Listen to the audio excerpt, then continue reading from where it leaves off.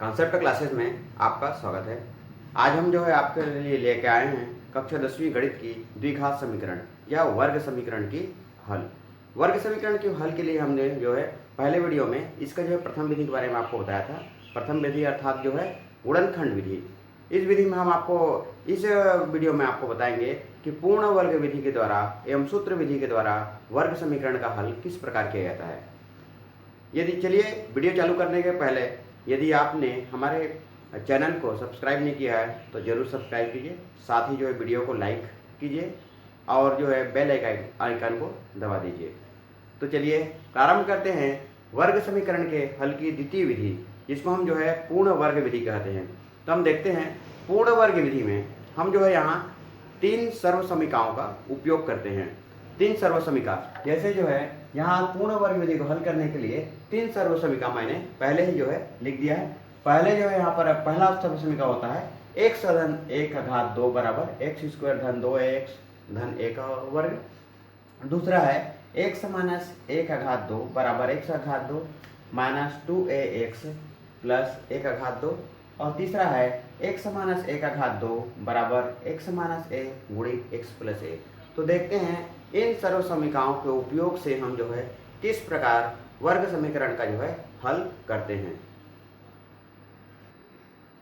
तो चलिए हम जो है एक उदाहरण लेकर देखते हैं कि पूर्ण वर्ग विधि से वर्ग समीकरण का हल या द्विघात समीकरण का हल किस प्रकार करते हैं। जैसे मैंने यहाँ पर एक उदाहरण लिया है x स्क्वायर ऋण 6x धन 5 बराबर 0 को पूर्ण वर्ग विधि से हल कीजिए।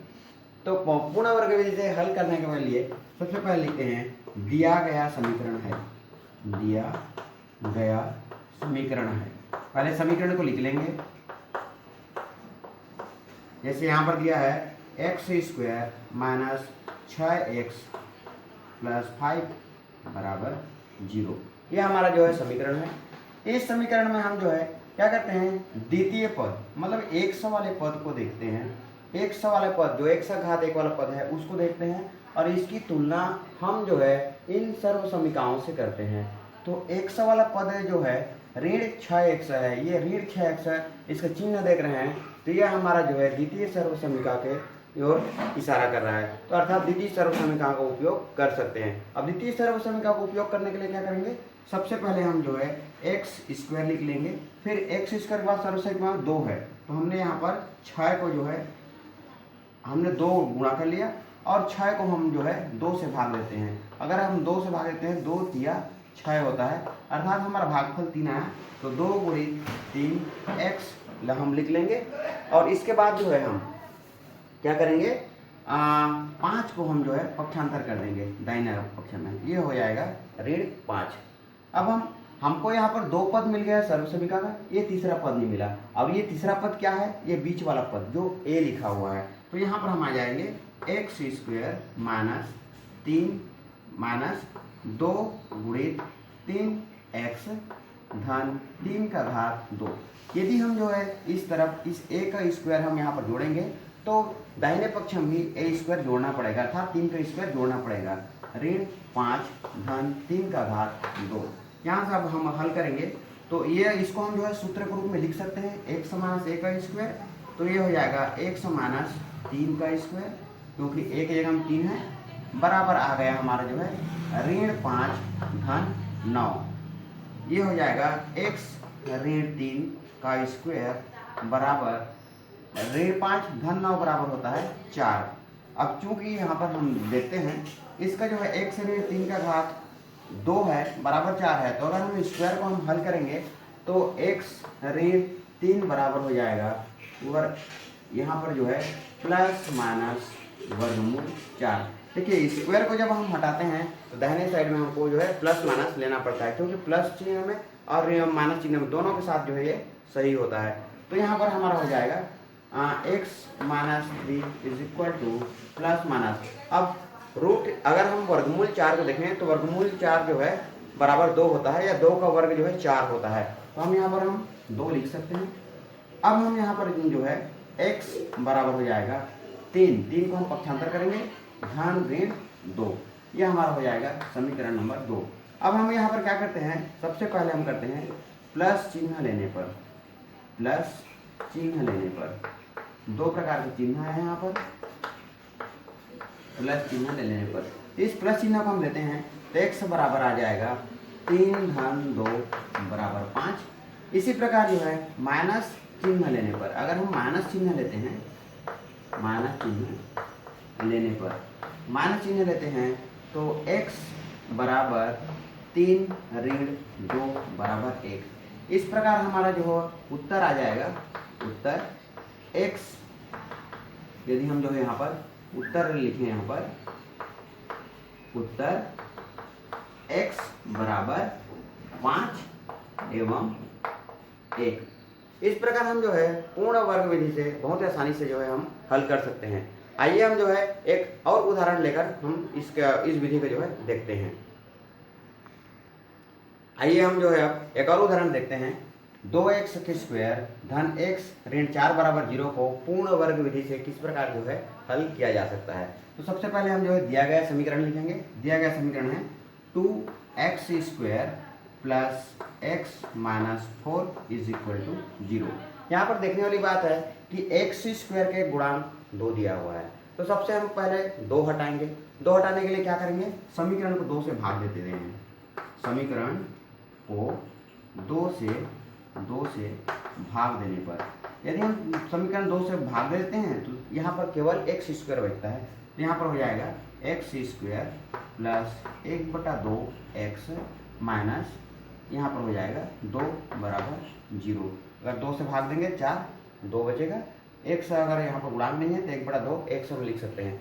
अब हम जो है इस समीकरण की तुलना फिर पुनः जो है सर्व समीकरण करते हैं। तो द्वितीय पद x वाला का जो चिन्ह है धन है, तो धन मतलब प्रथम सर्व समीकरण को ये जो है फॉलो करता है। तो देखते हैं इसमें कैसे लिखेंगे, x स्क्वायर प्लस, चूंकि द्वितीय सर्व समीकरण में 2 सामने रहता है तो हमने 2 यहाँ पर लिख दिया, 1/2 गुणित 1/2 x बराबर 2। हमने 2 को जो है दाहिने पक्ष में पक्षांतर कर दिया। इस प्रकार से दाहिने पक्ष में पक्षांतर करने के बाद यहाँ पर हम देखते हैं x स्क्वायर प्लस 2 इंटू 1/2 गुणित 1/2 बराबर हो जाएगा 1/4 x बराबर 2। ये हमारा आ जाएगा। अब क्या करेंगे, ये तो हमारा केवल 2 पद आया, तीसरी पद a का स्क्वायर नहीं आया, तो दोनों पक्षों में a स्क्वायर अर्थात 1/4, a की जगह हम देख लीजिए 1/4 आया, तो 1/4 को वर्ग दोनों पक्षों में हम जो है हम ऐड करेंगे या फिर जोड़ देंगे। तो ये हमारा हो जाएगा x square plus 2 into 1/4x plus 1/4 का स्क्वायर इज इक्वल टू, ये हो जाएगा 2 प्लस 1/4 का स्क्वायर। ये दोनों पक्षों में हमने जो है 1/4 का स्क्वायर हम जोड़ दिए हैं। अब इसको जो है हम इस वर्ग विधि में हम लिख सकते हैं x धन 1/4 पूरे का घात 2 बराबर 2 धन 1/4 का मान होता है 1/4 घात 2 का मान होता है 1/16। इस प्रकार से हमने इसको हल कर लिया। अब आगे हम देखिए x धन 1/4 का घात 2 बराबर, यह हमारा आ जाएगा, हम जब 16 का लघुत्तम लेंगे तो यहाँ पर चूंकि इसका हर 1 है तो 16 दूनी 32 धन 1 बराबर आ जाएगा, यहीं पर मैं लिख दे रहा हूँ 33/16।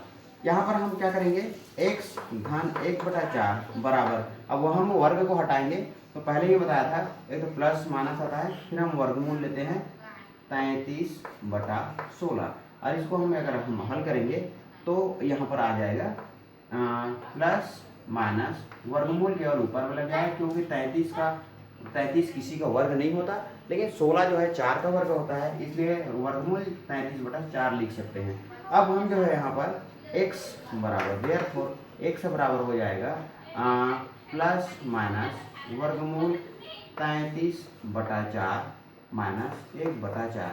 अब यहाँ पर लिखेंगे हम प्लस लेने पर x बराबर हो जाएगा वर्गमूल 33/4 माइनस 1/4 बराबर हमारा जो है आ जाएगा वर्गमूल 33 ऋण 1/4, और यहाँ पर हो जाएगा ऋण चिन्ह लेने पर हो जाएगा x बराबर वर्गमूल माइनस यहाँ पर आ जाएगा माइनस वर्गमूल 33/4 माइनस ये हो जाएगा 1/4 बराबर ये हमारा हो जाएगा वर्गमूल 33 धन 1/4 और माइनस चिन्ह हम बाहर निकाल सकते हैं। इस प्रकार हम जो है पूर्ण वर्ग विधि से आसानी से वर्ग समीकरण को जो है हल किया जा सकता है। आइए अब जो है हम तृतीय विधि, वर्ग समीकरण हल करने की तृतीय विधि, जिसको हम जो है सूत्र विधि या श्रीधराचार्य विधि कहते हैं, इस विधि को देखते हैं कि इस विधि के द्वारा जो है किस प्रकार से हम हल करते हैं। वैसे 10वीं की छत्तीसगढ़ बोर्ड में इस विधि का बहुत महत्व है। पहले इस विधि से जो है, इस विधि से ही जो है पूछा जाता है कि वर्ग समीकरण को सूत्र विधि से हल कीजिए। तो हम देखते हैं जब सूत्र विधि से हम जो है हल करते हैं तो सूत्र विधि से हम जो है वर्ग समीकरण का मानक रूप लेते हैं। मानक रूप ax² + bx + c का हल सूत्र विधि से हल होता है x बराबर -b प्लस माइनस वर्गमूल b² - 4ac और पूरे का बटा 2a होता है। तो हम जो है सबसे पहले क्या करेंगे, दिए गए वर्ग समीकरण है या द्विघात समीकरण है उसकी तुलना हम जो है मानक रूप से करेंगे। मानक रूप से करने पर हमको उसके गुणांक प्राप्त हो जाएंगे। उन गुणांकों को इस सूत्र में हम रख कर जो है आसानी से हम जो है ज्ञात किया जा सकता है। आइए हम जो है देखते हैं एक जो है उदाहरण के द्वारा कि हम सूत्र विधि से जो है वर्ग समीकरण का हल किस प्रकार प्राप्त करते हैं। तो जैसे मैंने यहाँ पर एक उदाहरण लिया है 3x घात 2 ऋण 2x धन 2 बराबर 0 को सूत्र विधि से हल कीजिए। सूत्र विधि से हल कीजिए।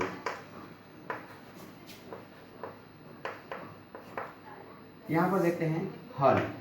सबसे पहले लिखते हैं दिए गए वर्ग समीकरण की तुलना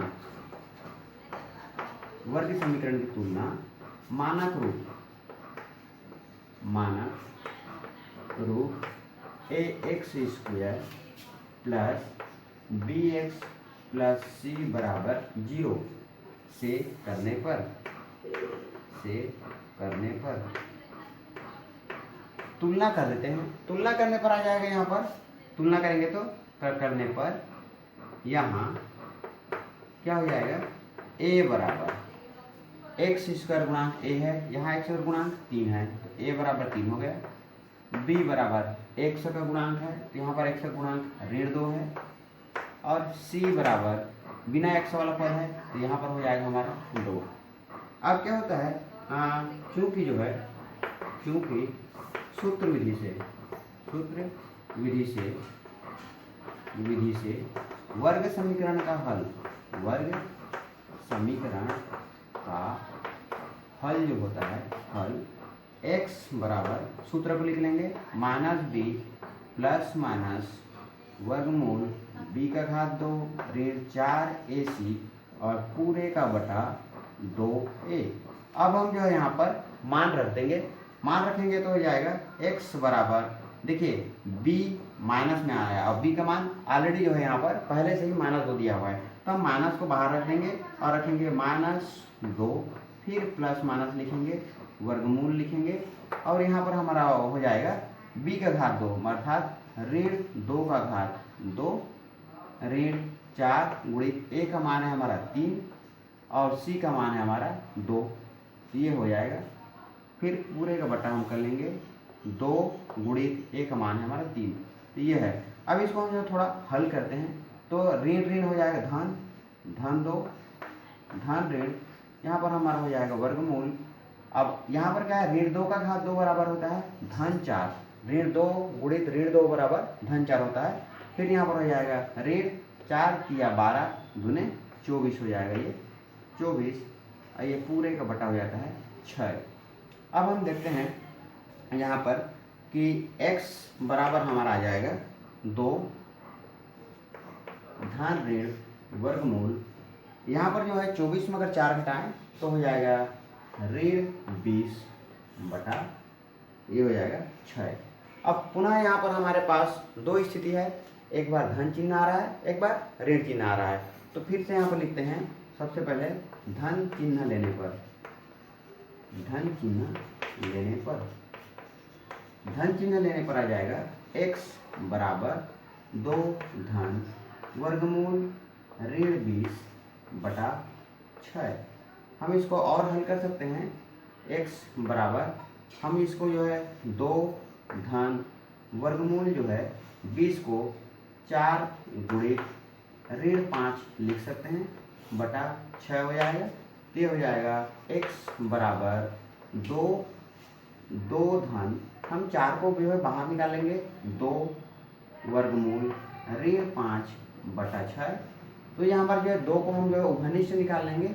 ये हो जाएगा x बराबर 2 और ये हो जाएगा 1 धन वर्गमूल ऋण 5 पूरे 1/6, 2 एक कम और 2 तियस कट जाएगा। x बराबर हो जाएगा 1 धन वर्गमूल ऋण 5/3। इसी प्रकार जो है हम जो है इधर मैं बता दे रहा हूँ, ऋण चिन्ह लेने पर, ऋण चिन्ह लेने पर, ऋण चिन्ह लेने पर हमारा हो जाएगा x बराबर 2 ऋण वर्गमूल ऋण 20/6। अब यहाँ क्या है कि ये ऋण चिन्ह जो वर्गमूल के अंदर में इसको बाहर निकाल कर बाहर वाले ऋण से नहीं काट सकते, क्योंकि वर्गमूल के अंदर जो ऋण चिन्ह है हम उसको वर्गमूल के बाहर जो है इतनी आसानी से नहीं निकाला जा सकता। तो हम इसको हम नहीं निकाल सकते, तो हम क्या करेंगे, फिर जो है इसी प्रकार से हम गुणनखंड करके हम 4 बाहर ले सकते हैं। तो x बराबर आ जाएगा 2 ऋण 4 को हम जो है 4 को गुणनखंड का बाहर निकालेंगे, 2 आएगा, 2 ऋण 2 गुणित वर्गमूल ऋण 5/6। हम 2 को कॉमन लेकर अगर हम काटेंगे तो यहाँ पर भी आ जाएगा 1 ऋण वर्गमूल ऋण 5 और पूरे 1/3। हमने 2 को कॉमन लेके काट दिया। इस प्रकार जो है हम सूत्र विधि के द्वारा बहुत ही आसानी से जो है हल ज्ञात कर सकते हैं। ये हम जो है वर्ग समीकरण को हल करने की तीनों विधि बहुत महत्वपूर्ण है। यदि परीक्षा में आपको विधि के नाम से पूछा तो हमको उसी विधि से बनाना पड़ेगा। यदि जो है ये पूछा जाए कि केवल वर्ग समीकरण को हल कीजिए, तो आप तीनों विधि में से कोई भी एक विधि को हल कर सकते हैं।